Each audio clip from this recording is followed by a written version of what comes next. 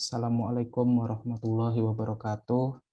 Perkenalkan, kami dari kelompok A3, kami akan menjelaskan mengenai webinar yang telah kami ikuti, dan kelompok kami terdiri atas dari 4 orang, yaitu yang pertama Zafarina Zakira dengan NIM 030, lalu ada Raditya Majid Soekardi dengan NIM akhir 035, saya sendiri Bagus Haristia Rahmatullah dengan NIM akhir 037, dan juga Nurrahma Fitra Renmatubela dengan NIM akhir 040. Topik webinar yang akan kami bahas adalah penerapan karbon nanotubes yang didasarkan pada webinar Departemen Fisika UGM mengenai Carbon Nanostructures Based Hybrid Nanomaterials, Synthesis, Properties, and Application yang dinarasumberi oleh Dr. Murni Handayani, Sarjana Sains Magister Sains yang merupakan peneliti BRIN, utamanya pada bidang riset biomaterial dan menekuni nanokarbon. Mungkin bisa di next. Jadi ada 4 tahapan topik yang akan kami bahas pada penjelasan kami kali ini, yaitu introduction mengenai topik yang akan kami bahas, lalu penjelasan penerapan dari apa itu nanokarbon, kemudian sesi tanya jawab yang ada pada webinar, dan juga analisa topik webinar dengan topik praktikum yang kami dapat. Next.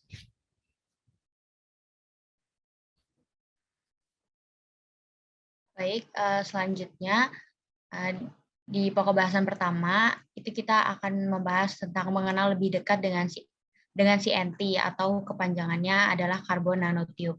Nah, karbon nanotube ini merupakan suatu molekul silinder karbon dengan diameter berukuran nanometer. Nah, CNT ini merupakan material maju yang sangat ideal untuk diaplikasikan secara luas di bidang energi, nanoteknologi, elektronik, optik, kesehatan, pangan, lingkungan, dan bioteknologi. Nah, sejak penemuan CNT itu pertama kali itu oleh Lee Ijima pada tahun 1991, dan penelitian yang berkait itu dengan properti, struktur, metode sintetis, dan aplikasi CNT yang terus berkembang pesat. Nah, produksi CNT ini meningkat berkaitan dengan sifat listrik, mekanik, termal, luas permukaan yang tinggi, dan ukuran partikel yang sangat kecil atau nanometer. Next. Baik, selanjutnya adalah penjelasan penerapan karbon nanotube. Yang ini bisa diaplikasikan di beberapa bidang, aplikasi nanokarbon atau biasa dengan karbon nanotube grafin. Yang pertama di bidang energi. Bidang energi ini biasanya diterapkan pada lithium ion baterai. Keunggulan dari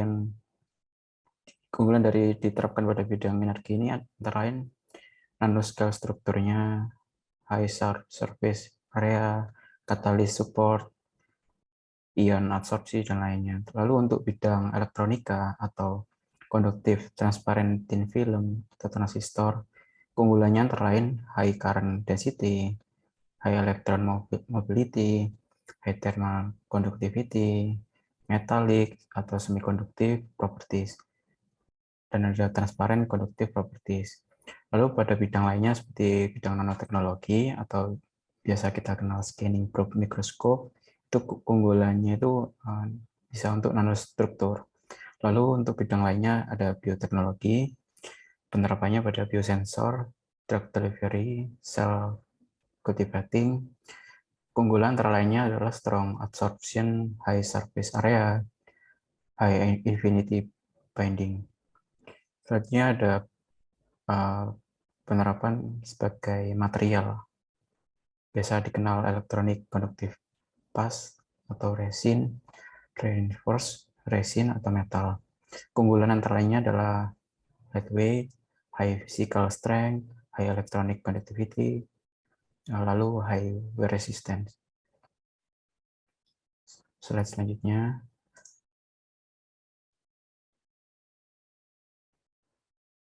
pada webinar yang kami ikuti, terdapat beberapa pertanyaan dari partisipan yang penasaran mengenai ilmu dan pengalaman dari narasumber dalam menanggapi problematika penelitian mereka.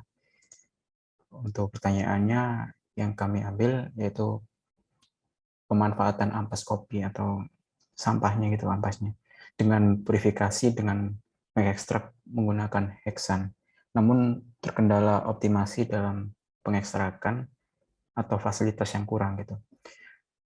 Dijawab oleh pembicara, itu jelaskan ada step by step-nya gitu. Lalu melakukan pencucian material secara fisikal dan chemical, lalu melakukan pirolisis dengan menggunakan beberapa variabel suhu yang berbeda pada satu titik. Dan terakhir, menggunakan chemical wash.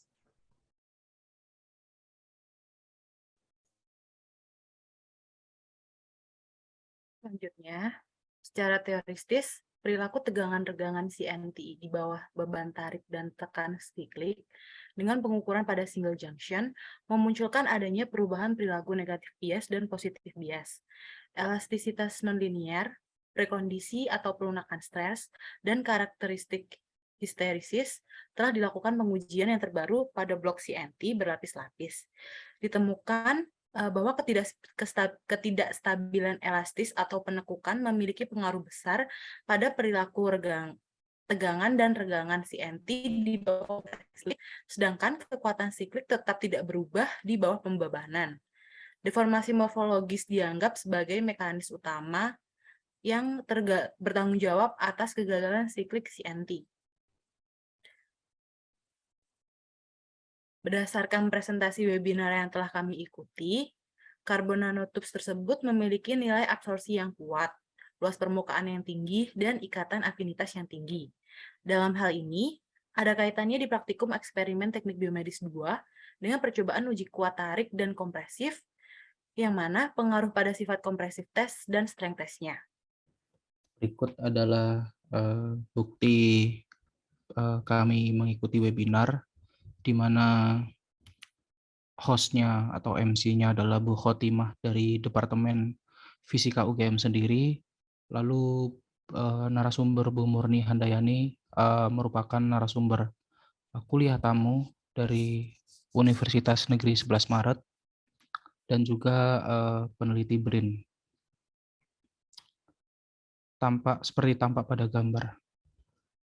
Mungkin bisa di next. Sekian, terima kasih presentasi dari kami. Apabila ada salah kata, mohon maaf. Wassalamualaikum warahmatullahi wabarakatuh. Terima kasih.